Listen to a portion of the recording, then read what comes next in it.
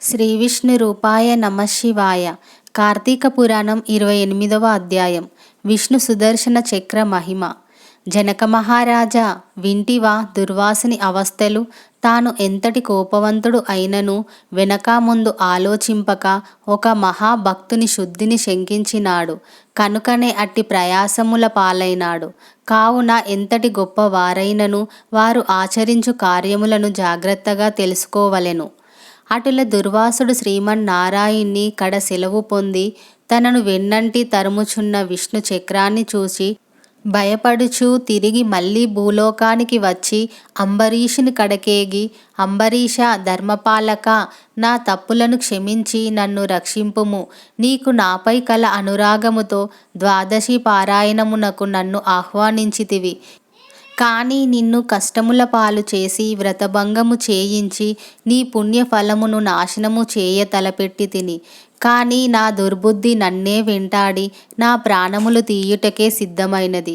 నేను విష్ణువు కడకేగి ఆ విష్ణు చక్రము వలన ఆపద నుండి రక్షింపుమని ప్రార్థించి తిని.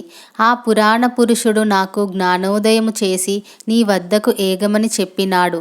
కాన నీవే నాకు శరణ్యము. నేను ఎంతటి తపశ్శాలి అయినను, ఎంత నిష్ఠగలవాడనైనను నీ నిష్కలంక భక్తి ముందు అవి ఏమీయూ పనిచేయలేదు. నన్నీ విపత్తు నుండి కాపాడుమని అనేక విధాల ప్రార్థించగా అంబరీషుడు శ్రీమన్నారాయణ్ణి ధ్యానించి, ఓ సుదర్శన చక్రమా, నీకివే నా మనఃపూర్వక వందనములు.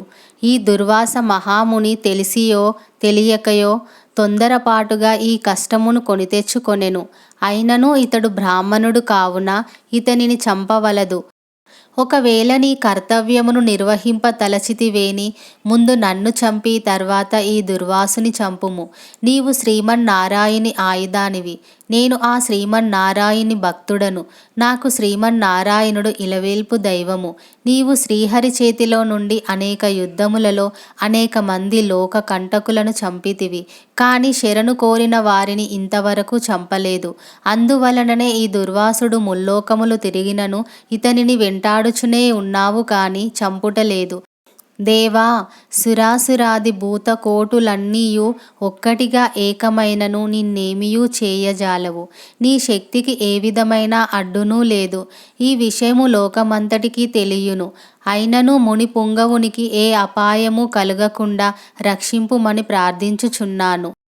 నీ యందు ఆ శ్రీమన్నారాయణి శక్తి ఇమిడియున్నది. నిన్ను వేడుకొనుచున్న నన్నును శరణు వేడిన ఈ దుర్వాసుని రక్షింపుము అని అనేక విధముల స్తుతించుట వలన అతి రౌద్రాకారముతో నిప్పులు గ్రక్కుచున్న విష్ణు చక్రాయుధము అంబరీషుని ప్రార్థనలకు శాంతించి, ఓ భక్తాగ్రేశ్వర అంబరీష, నీ భక్తిని పరీక్షించుటకిట్లు చేసి తిని గాని వేరుగాదు. అత్యంత దుర్మార్గులు మహాపరాక్రమవంతులైన మధుకైటభులను దేవతలందరూ ఏకమై కూడా చంపజాలని మూర్ఖులను నేను దూనుమాడుట నీ వెరుంగుదువు గదా. ఈ లోకమునందు దుష్ట శిక్షణ శిష్ట రక్షణకై శ్రీహరి నన్ను వినియోగించి ముల్లోకములందు ధర్మమును స్థాపించుచుండును. ఇది ఎల్లరకు తెలిసిన విషయమే. ముక్కోపియగు దుర్వాసుడు నీపై పగబూని నీ వ్రతమును నశింపజేసి నానా ఇక్కట్లు పెట్టవలనని కన్నులెర్ర చేసి నీ మీద చూపిన రౌద్రమును నేను తిలకించి తిని. నిరపరాధివగు నిన్ను రక్షించి ఈ ముని గర్వ మణచవలనని తరుముచున్నాను. ఇతడు కూడా సామాన్యుడు గాడు. ఇతడు రుద్రాంశ సంభూతుడు, బ్రహ్మ తేజస్సు గలవాడు, మహాతపస్శాలి. రుద్రతేజము భూలోకవాసులనుందరను చంపగలదు గాని శక్తిలో నాకంటే ఎక్కువేమీయూ గాదు.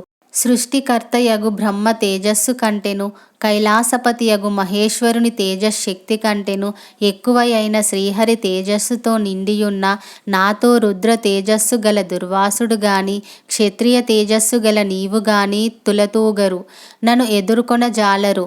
తనకన్నా ఎదుటివాడు బలవంతుడై ఉన్నప్పుడు అతనితో సంధి చేసుకొనుట ఉత్తమము.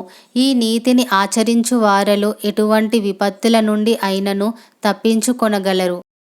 ఇంతవరకు జరిగినది అంతయు విస్మరించి శరణార్థి అయి వచ్చిన దుర్వాసుని గౌరవించి నీ ధర్మమును నీవు నిర్వర్తింపుమని చక్రాయుధము పలికెను. అంబరీషుడా పలుకులను ఆలకించి, నేను దేవ గో బ్రాహ్మణాదుల యందును స్త్రీల యందును గౌరవము కలవాడను. నా రాజ్యములో సర్వజనులు సుఖముగా ఉండవలననియే నా అభిలాష. కాన శరణు కోరిన ఈ దుర్వాసుని నన్ను కరుణించి రక్షింపుము. వేల కొలది అగ్నిదేవతలు, కోట్ల కొలది సూర్యమండలములు ఏకమైనను నీ శక్తికి తేజస్సుకు సాటిరావు. నీవు అట్టి తేజోరాశివి. మహావిష్ణువు లోక నిందితులపై, లోక కంటకులపై, దేవ గో బ్రాహ్మణ హింసాపరులపై నిన్ను ప్రయోగించి వారిని శిక్షించి తన కుక్షియందున్న 14 లోకములను కంటికి రెప్పవలే కాపాడుచున్నాడు. కాన నీకివే నా మనఃపూర్వక నమస్కృతులు అని పలికి చక్రాయుధపు పాదములపై పడెను.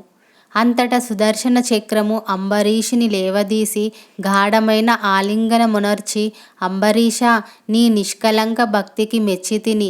విష్ణు స్తోత్రము 3 కాలముల యందు ఎవరు పఠింతురో, ఎవరు దాన ధర్మములతో పుణ్యఫలములను వృద్ధి చేసుకొందురో, ఎవరు పరులను హింసించక, పరధనములను ఆశపడక, పరస్త్రీలను చేరబట్టక, గోహత్య, బ్రాహ్మణ హత్య, శిశుహత్యాది మహాపాతకములు చేయకుందురో, అట్టివారి కష్టములు నశించి ఇహమునందు పరమునందు సర్వ సౌఖ్యములతో తులతూగుదురు. కాన నిన్ను మరియు దుర్వాసుడిని రక్షించుచున్నాను. నీ ద్వాదశి వ్రత ప్రభావములు చాలా గొప్పది. నీ పుణ్యఫలము ముందు ఈ ముని పుంగవుని తపశ్శక్తి పనిచేయలేదు అని చెప్పి అతని ఆశీర్వదించి అదృశ్యమయ్యెను. 28వ అధ్యాయము 28వ రోజు పారాయణం సమాప్తం. సర్వం శ్రీ శివార్పణమస్తు.